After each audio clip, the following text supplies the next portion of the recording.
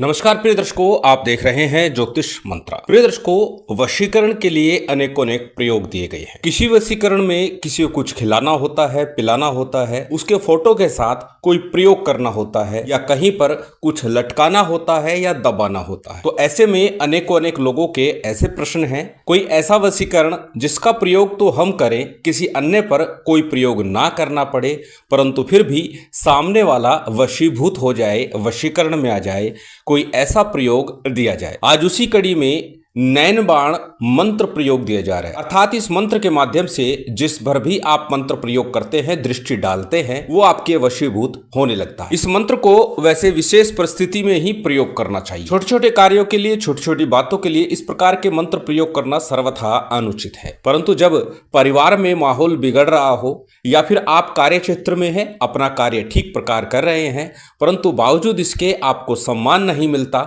लोग आपकी बात को ध्यान से नहीं सुनते, आपकी बात को नकार देते हैं, तो उस परिस्थिति में भी इस प्रकार के मंत्रों का, तंत्र का प्रयोग करना उचित होता है। तो आज उस मंत्र प्रयोग की तंत्र के साथ चर्चा है।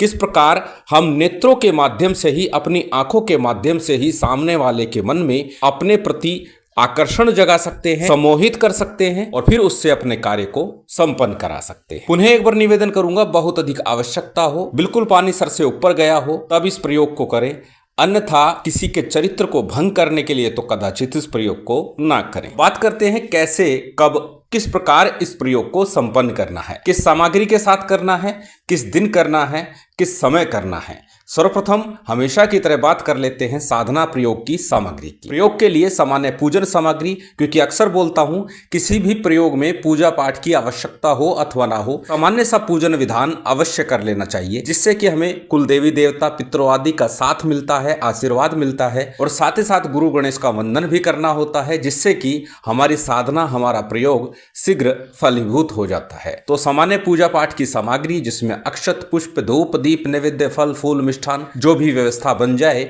वो ले लीजिएगा। मुख्य रूप से एक काजल आपको तैयार करना है। अब काजल किस प्रकार का हो? काजल आपको कपूर से बना हुआ लेना है। कपूर को जला करके उसका काजल तैयार करना है, और उसमें गाय का शुद्ध देसी घी या फिर चमेली के तेल की कुछ बूंदे आपको मिला लेनी है। परंतु जो शुद्ध हो वही लेना, गाय का घी शुद्ध मिले तो वो लेना, या फिर चमेली का तेल, तभी आपका प्रयोग पूर्ण होगा। साथ ही नेत्रों का सवाल है, क्योंकि ये काजल नेत्रों में लगाना है।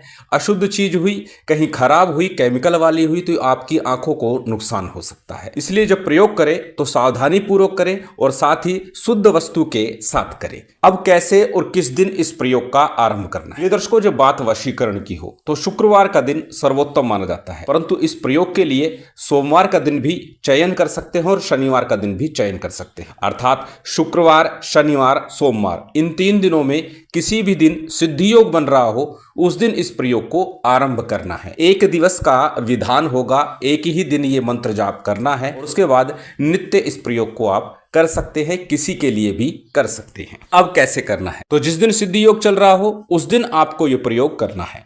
घर में उत्तर मुख होकर के बैठ जाइएगा। प्रातः काल करें तब भी, संध्या काल या रात्रि काल करें तब भी आपको इस प्रयोग में उत्तर मुखी ही होना है। वैसे तो अनेकों अनेक वीडियो में पूर्व में बता चुका हूं कि प्रातः काल कोई प्रयोग करते हैं तो पूर्व मुख होना ज्यादा श्रेयस्कर है, परंतु इस प्रयोग के लिए किसी भी समय आप प्रयोग कर रहे हैं, उत्तरमुखी ही आपको होना है। अपने घर में एकांत स्थान का चयन कर लीजिए, उत्तरमुख होकर के बैठ जाइए। अपने सामने किसी चौकी पट्टी के ऊपर पीले अथवा श्वेत रंग का वस्त्र बिछा लीजिए। अच्छा होगा आप स्वयं भी पीले अथवा श्वेत रंग के वस्त्र पहन करके ही साधना करें, अन्यथा नीले काले रंग को छोड़कर किसी भी प्रकार के साफ स्वच्छ वस्त्र पहन करके इस प्रयोग को आप पूर्ण कर सकते हैं। अब क्या करें? सर्वप्रथम हमेशा की तरह सबसे पहले थोड़ा शुद्धि आचमन कीजिएगा। दाहिने हाथ में जल ले लीजिए, अपने ऊपर जल छिड़किए, जो सामग्री की व्यवस्था आपने की है उसके ऊपर जल छिड़क लीजिए। उसके बाद में दीप प्रज्वलित कर लीजिए। दीपक तेल का हो, घी का हो।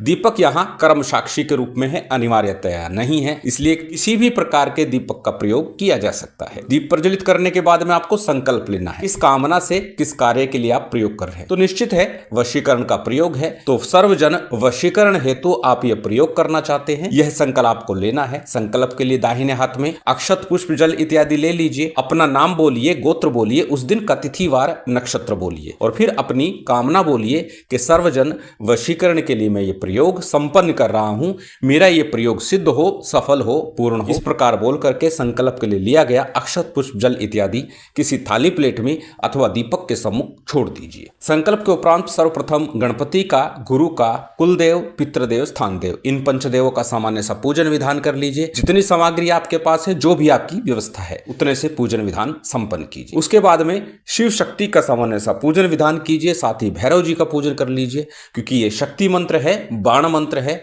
तो शक्ति का पूजन शिव के साथ अवश्य कर लीजिएगा। और जब जब शक्ति की आराधना हो तो भैरव का पूजन भी अवश्य ही करना चाहिए। इसलिए शिव शक्ति और भैरव का पूजन संपन्न कर लीजिए। सभी का पूजन संपन्न हुआ, इसके बाद आपको मंत्र का जप करना है। अब कैसे करना है? जो काजल आपने तैयार किया है उसे अपने समक्ष दीपक के सम्मुख रख दीजिए अथवा जो चित्र आपने रखा है शिव शक्ति का उसके सम्मुख रख दीजिए। और फिर जो आज का मूल मंत्र है इसका जप करना है। परंतु मूल मंत्र का जप करें उससे पहले 11 बार गणपति मंत्र और 11 ही बार अपने गुरु मंत्र का जप कर लेना। यदि आपने गुरु दीक्षा नहीं ली है, उस परिप्रेक्ष्य में आपको गुरु मंत्र के रूप में भगवान शिव के पंचाक्षरी मंत्र ओम नमः शिवाय का अथवा गुरु गोरखनाथ जी के ओम गुरु गोरक्षनाथाय नमः, ओम शिव गोरक्षनाथाय नमः, किसी भी एक मंत्र का जप करना है। और ये जप आपको एक माला का ही करना है यदि आपने गुरु दीक्षा नहीं ली है। गणपति और गुरु मंत्र का जप हुआ, उसके बाद आज का जो मूल मंत्र है इसका जप करना है। जैसे कि अनेकों बार पहले भी बता चुका हूं कि जब साबर मंत्रों की चर्चा होती है तो साबर सिद्धि मंत्र का जप करना भी श्रेयकर होता है। तो अच्छा होगा कि 11 बार साबर सिद्धि मंत्र का भी जप कर ले। साबर सिद्धि मंत्र आपकी स्क्रीन पर है, इसका 11 बार जप करेंगे तो उत्तम होगा। बात करते हैं आज के मंत्र की। अत्यंत सरल है, छोटा सा मंत्र है। मंत्र को पहले अच्छे से कंठस्थ कीजिएगा, उसके बाद इसका जप आरंभ कीजिएगा। मंत्र आपकी स्क्रीन पर स्क्रीनशॉट ले सकते हैं, किसी कॉपी नोटबुक में नोट कर सकते हैं। मंत्र को एक बार बोल करके बता देता हूं। मंत्र इस प्रकार है। ओम नमो आदेश गुरु को, ओम गुरु जी मोहना रानी मोहन करू, मारू नैन बाण, मेरा मारा ऐसा हो जैसे नैन कटार, देखा देखी मोह जा, शब्द चलाऊं तीर, सीने में धस जा, मन को करो अधीर, मेरा कहा माने, मीठा बोले कारज करे, ना करे तो प्रीतम की दुहाई, शब्द साचा पिंड काचा, पुरो मंत्र ईश्वरो वाचा। अत्यंत सरल मंत्र है, 5, 7, 10 बार दोहराएंगे तो निश्चित याद हो जाएगा। और याद करके मंत्र जाप इसलिए करना चाहिए ताकि मंत्र जाप करते समय किसी प्रकार की त्रुटि ना हो, भूल ना हो और आपका प्रयोग पूर्णतः सफल हो जाए। अब इस मंत्र का जप कितना करना है? इस मंत्र का एक ही दिवस में 11 माला का जप करना है।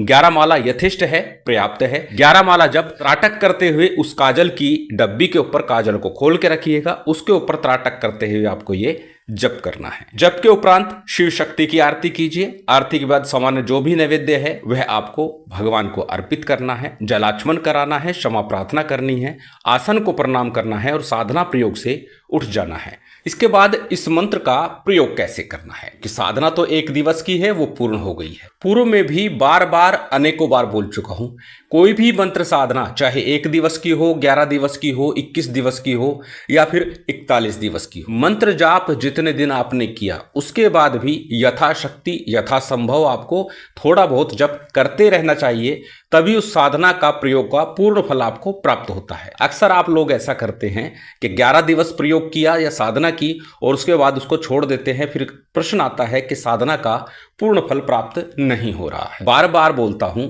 कम से कम 3 माह तक लगातार किसी भी मंत्र का जप किया जाता है, चाहे वो 21 बार ही नित्य प्रति आप क्यों ना करें।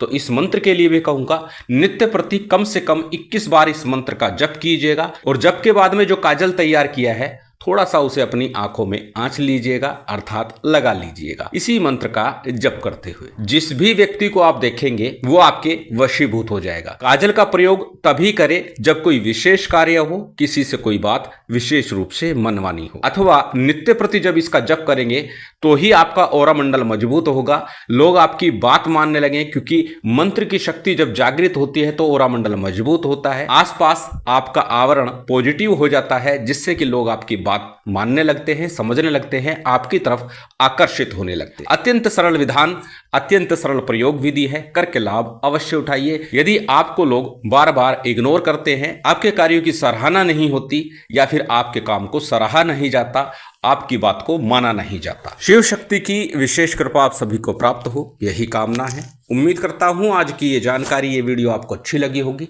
यदि अच्छी लगी हो तो कृपया लाइक कीजिएगा, शेयर कीजिएगा। यदि चैनल पर नए हैं तो सब्सक्राइब कर बेल आइकन बटन दबा दीजिएगा। जय माता दी, जय श्री राम।